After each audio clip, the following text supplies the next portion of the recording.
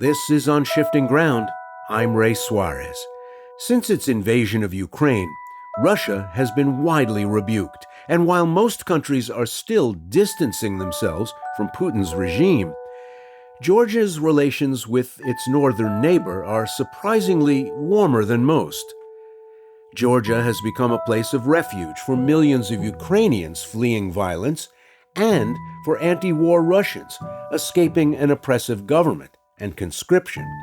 Reporter Levi Bridges traveled there to talk with all of them, and he discovered how the country's political future is torn between Russia and the West. Levi takes it from there.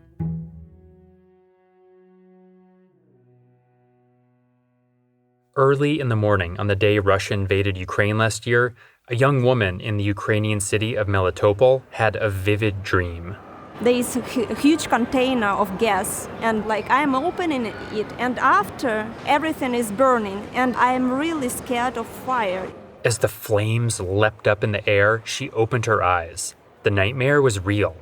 Through the window, I saw that there were lots of explosions, and I was scared. What's going on? Melitopol was one of the first cities that Russian soldiers flooded into after the start of the invasion. In video captured by a local man in Melitopol, armored trucks driven by Russians, each painted with a large letter Z, which has become a symbol of the war in Russia, roll into the city. Melitopol's residents actually went out into the streets to protest against the invasion. In a video, unarmed Ukrainians walk toward Russian soldiers who fire in the air to intimidate them. But Melitopol ultimately fell to the invaders. Russia still controls the city. After the invasion, millions of Ukrainians started fleeing the country. But this woman I met, who didn't want to give her real name because she's worried about being targeted by Russia, decided to stay. First, I didn't leave because maybe if I go somewhere, there will be some explosions and I will be just dead. They shoot in the cars. I didn't want to risk with my life. Russian soldiers sealed off the roads leading to government-controlled Ukraine. And the people left behind in places like Melitopol tried to carry on with their lives. This woman spent the days working a remote marketing job. Lots of my time I spent working in my bathroom. It's better for me when I hear explosion to stay in the bathroom because it has no windows. But as the war ground on, the internet started fading in and out. Daily life was looking for Wi-Fi, looking for connection. I went to main office of Russian soldiers. I started asking them what will happen in the future, when Wi-Fi connection will be. They told we don't know. If you have any questions, you should apply to Putin. That's what he said. You should ask Putin for the answer? Yes. She started running out of money because she couldn't work. So she and her boyfriend decided to leave. And the easiest way out was crossing the border into Russia.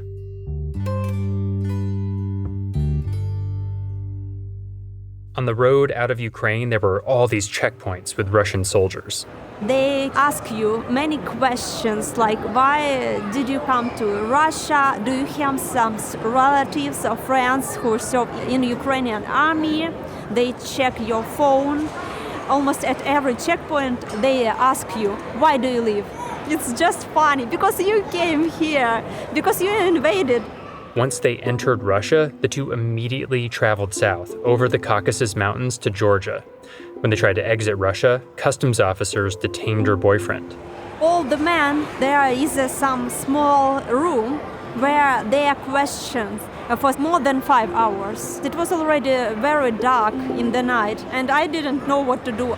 But finally, after the customs agents determined he wasn't an operative for the Ukrainian military, they let him through.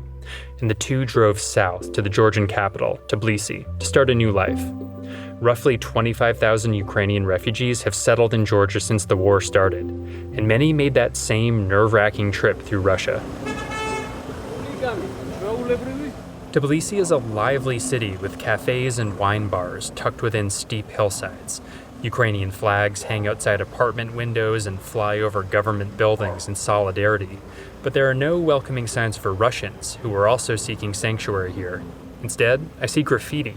I see here on a wall, somebody has written Putin, war criminal, ! And at the entrance to an apartment here, somebody has written, get the beep out of Georgia. Most Russians who came here also vehemently opposed the war. Some members of Russia's opposition, including associates of Alexei Navalny, who's in prison in Russia, have set up operations here, fighting Putin's regime from exile. But doing this work in Tbilisi isn't completely risk-free.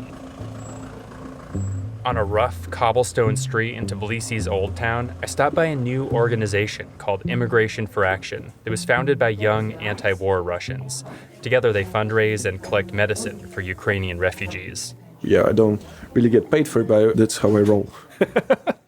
Daniil Chubar is one of the founders. Helping Ukrainians seems innocent enough, but Chubar thinks it's probably gotten them on the radar of the FSB, the successor of the KGB, which has agents in Georgia. We had people from FSB here, special services in Russia, but it's just easy to pinpoint them really. If you ask them, like, what are you doing here? They're like, I don't know, I was just curious. And then we just ask them to leave. Chubar says members of civil society in Russia frequently get followed by these agents, so they learn how to identify them. He thinks there's a pretty good chance the Russian government is monitoring his work here. And in Russia, sympathizing with Ukrainians is a crime. Actually, I'm afraid to go back right now to Russia. It's possible to do something in Russia, but it's way more dangerous, and they don't just have the guts, maybe, not ready to go to prison. Chubar and other Russians I talked to here all say, despite that anti-Russian graffiti on the streets, Georgians have actually been pretty welcoming to them. The problem isn't that the two groups don't get along, it's more that they don't even interact. I don't really have a lot of Georgian friends or people that I talk because of the amount of Russians here. We are basically just communicating within our own bubbles. Since the war started, Russians have opened new cafes and music venues all over the city. But Chubar says mainly just Russians frequent these places. They're not integrating. Like here, where we are right now, there are only Russians here. It's not the place where Georgians will go. And just having thousands of Russians here, I won't say that there's definitely something very positive that Russians are bringing with them. As Chubar and I talk, some of the volunteers prepare a wine tasting to raise money for Ukrainians. It's nice. I gotta say that reporting in Georgia, spending days with Russians and Ukrainians, it feels really disorienting. Both groups are fleeing war, but it's obvious who's more privileged. So let me give you an example. One night I'm hanging out with Russians at a wine tasting. Then another day I visit a new school for the children of Ukrainian refugees. It's located in a back room of Tbilisi's train station. It's recess and kids are running around with dolls and blocks. One little girl named Margot throws a blanket over my head. Я одеваться в привидение. Одевайте и никому не давайте. Я буду привидением. Ага. You're a ghost now, she says. Monika Jaranowska is the school's director. The children are coming to us already hungry in the morning. The parents, they got stuck in Tbilisi. Some of them don't have money, some of them don't have even passports, so they cannot leave because they were running from Ukraine without anything. At a little table where the kids eat lunch, I meet a woman named Antonina, whose grandkids study here. Вот те люди, которые ходят по городу, они меня раздражают ужасно. She tells me she feels disgusted when she sees all the Russian hipsters who've opened up coffee shops and cafes in the city. Я стараюсь не ходить в город. Меня выбивает это из колеи. I don't even go downtown anymore, she says. I can't look at them. Хохочут, я слышу их речь. So many Russians are moving here, opening businesses and taking up space, that rents have more than doubled in the last year, making life more expensive for everyone else. So even well-meaning anti-war Russians are unwittingly carrying Russian power and influence with them to Georgia. I'm concerned by the sheer number of immigrants from Russia. Giga Bokeria is a Georgian politician who leads the opposition party European Georgia. He's concerned because some Russians are moving abroad not because they oppose the regime, but just because life has gotten harder in Russia during the war. I would be more than fine if our policy would be Russians are welcome those who oppose Putin. But for the rest of you, this is not a holiday place to take shelter until you have some problems in Moscow and then go back. Bokeria worries that the Russian government will recruit some of these Russians here to commit nefarious activities inside Georgia. That possibility is really unnerving for Georgians because many suspect the Georgian government directly cooperates with Russia. Georgia's ruling political party, Georgian Dream, was actually founded by a Georgian billionaire named Bidzina Ivanishvili, the richest guy in Georgia, who made a fortune in Russia back in the 90s. And many Georgians suspect that, behind the scenes, Ivanishvili directs the government to promote Russia's interest in Georgia. There's no explicit evidence of this, no leaked documents, no smoking gun. But Bokeria says there's really worrying signs. Like recently, some high-profile Russians who oppose Putin, like a member of the Russian protest and art collective Pussy Riot, have been turned away at the Georgian border. I have legitimate reason to believe that in those cases, it's the Georgian government's direct cooperation with Putinist regime, just to demonstrate that they are not helping those who are against Putin. For decades, Georgia tried to extricate itself from Russia's shadow. In the early 2000s, the country embraced democracy and took steps to become part of NATO. Last year, Georgia formally applied to join the EU. But as Georgia headed down this path, its relations with Russia soured. Moscow slapped Georgia with economic sanctions, banning imports like Georgian wine, one of the country's key exports. Russia's financial penalties carried weight. Georgia is one of Europe's poorest countries. Especially in some of the regions in Georgia, Russia is really important for the economy. Sonja Schiffers is the director of the Heinrich Böll Foundation's Tbilisi office, which is a think tank. She says voters mainly elected Georgian Dream because of domestic concerns. They want to change. But Georgia's frayed relations with Russia also played a role. Georgian Dream, when they came to power in 2012, one of their big campaign promises was to normalize relations with Russia because they are very tense. And actually, this policy was supported by a big majority of Georgians.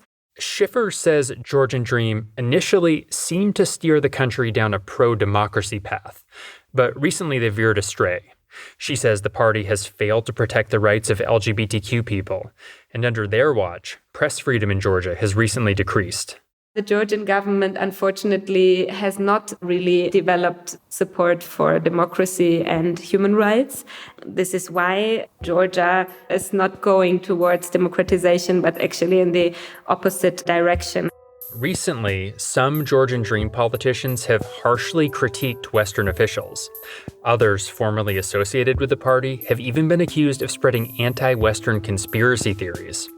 These moves are fraying Georgia's relationship with Western allies and complicating its path to westward integration. Last summer, Ukraine advanced in the process to become an EU member, but Georgia was given a list of tasks to complete, like decreasing polarization and the influence of oligarchs, before it could advance in the process. Right here? Okay. I'll be waiting. Okay. Deep inside the halls of parliament, I meet a member of Georgian Dream, Giorgi Khelashvili, who's also deputy chair of the Foreign Relations Committee. He shows me a questionnaire that Georgia and other countries seeking EU membership filled out recently. You can see here the economic, transportation, energy, external relations. Ukraine may actually rank lower than Georgia. And then there's corruption. Transparency International ranks Ukraine as more than twice as corrupt as Georgia. Khelashvili says this is the kind of criteria you should use to judge Georgia's direction these days. There are all these accusations of Georgia becoming chummy with Russia and that there is some kind of difficulties with democratic development. As soon as you remove the noise and then look at hard facts, then it's rapidly developing and stabilizing, aspiring democracy. And we, as a government, are very proud of that. And what do you think about the criticism that Georgian Dream, they're not being harsh enough on Russia? We are about 40 times smaller than Russia by population and infinitesimal in terms of resources and territory. Had we been member of NATO, we would have been as courageous as the Baltic states, of course. But in the absence of any security guarantees, how can we risk the lives of our population just by challenging Russia, when that's very, very dangerous to do. That argument that it's too dangerous to stand up to Russia does resonate with some Georgians.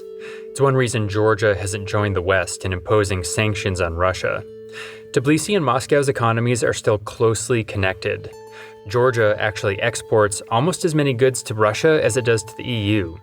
Sonja Schiffers, the head of the German think tank, says she believes the economy is a big part of why Georgia is keeping the door open with Moscow. If the Georgian government was more supportive of Ukraine, Russia would probably put the Georgian government under economic pressure, and this wouldn't be beneficial for the Georgian government, which depends on support from businessmen in the regions. Schiffer says it's just easier for Georgia to do business with Russia than the EU. There's less regulation, less competition. Many Georgian producers speak Russian. So as a trade partner, right now, today, Russia offers a more immediate financial reward. Migrants from Russia also helped Georgia financially. Russians opened so many new businesses here, they helped Georgia become one of the world's fastest growing economies last year. Increased business development and investment would also happen if Georgia became part of the EU. Some Georgians argue the West was too slow in helping them gain distance from Russia. Georgia never became a part of NATO, so the threat of Russia invading Georgia again is always present. For the moment, Georgia's government has chosen to maintain ties with Russia at a time when many countries are severing them. When someone in this part of the world compromises on what they want because of pressure from Russia, it can play out in truly dark ways. The Ukrainian woman I met who traveled through Russia to Tbilisi helped me understand this. Her sister also came to Georgia, along with her boyfriend. But rents shot up so much after all the Russians moved here, they couldn't afford to stay in Tbilisi. So they went back home, to a war zone occupied by Russia, where they at least have an affordable place to stay. My sister tells me that there are not explosions, but when I open the news, I can see there are some explosions. They've had to integrate with Russia, at least on paper. My sister and her boyfriend received Russian passports as well, because if you want to find a job on the occupied territory, you must have Russian passport. This is not the life her sister wanted. But these are the sorts of painful compromises that people who live in Russia's shadow sometimes have to make to survive. And it shatters their lives. It's very difficult to live without connection to your family, without a good life like we had before.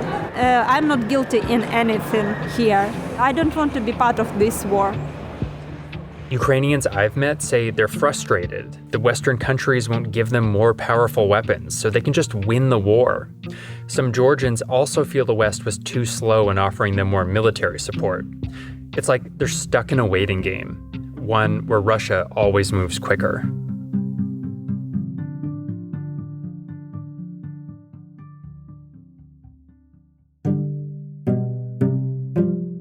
You've been listening to On Shifting Ground, produced in partnership with KQED, with funding from listeners like you.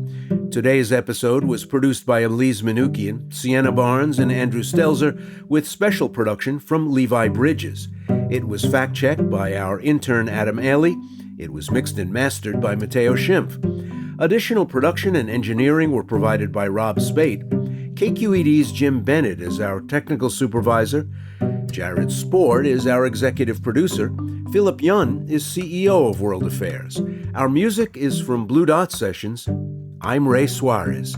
Thanks for listening.